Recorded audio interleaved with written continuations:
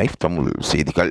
இலங்கையில் பிரபலியமாக பேசப்பட்ட ஒரு சரிகமப வின்னராக கில்மிஷா திகழ்ந்து வருகின்றார். கில்மிஷாவை போன்று தான் சாதனை படைக்க வேண்டும் என்பதற்காக சபேசன் தொடர்ந்தும் முயற்சி செய்து கொண்டு வருகின்றார். இலங்கை வரலாறுகளில் தற்பொழுது கிடைக்கின்ற வாய்ப்பாக சரிகமப நிகழ்ச்சியை இலங்கையில் இருக்கின்ற பாடக்கூடிய திறமை உள்ளவர்கள் எதிர்பார்த்து கொண்டிருக்கின்றார்கள். வாரத்துக்கு வாரம் அவர்களுக்கு கிடைக்கின்ற வாய்ப்புகளை வெற்றி வாய்ப்பாக மாற்ற வேண்டும் என்பதும் அவர்கள் தங்கள் சங்கீதத் துறையில் சாதனைகள் படைக்க வேண்டும் என்றும் முயற்சி செய்து கொண்டிருக்கிறார்கள். சரிகமப நிகழ்ச்சியில் கலந்து கொள்வதற்காக இலங்கையிலிருந்து அசானி, கில்மிஷா, சபேசன் போன்றவர்கள் கலந்து கொண்டிருந்தாலும் அந்த வாய்ப்பு இலங்கையிலிருந்து சென்ற கில்மிஷாவுக்கு கிடைத்து அவர் பின்னணி பாடகியாக மாறி இலங்கையில் பல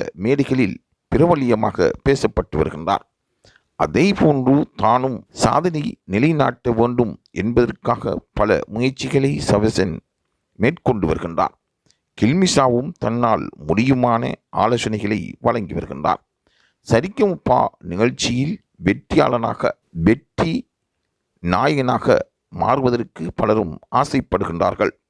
ஆசை மட்டும் போதுமா, முயற்சியும் வேணும் என்பதை நிரூபித்திருந்து சாதனையின் மூலம் தனது திறமையை வெளிக்காட்டியவர் கில்மிஷா. அந்த வகையில் இலங்கையில் இன்னொரு வெற்றியாளனாக சபேசன் மாற வேண்டும் என்பதற்காக கில்மிஷா தன்னால் இயலுமான பல ஆலோசனைகளை வழங்கி வருகின்றார். அந்த ஆலோசனைகள் தொடர்பாக சபேசனும் கேட்டு அறிந்து வருகின்றார்.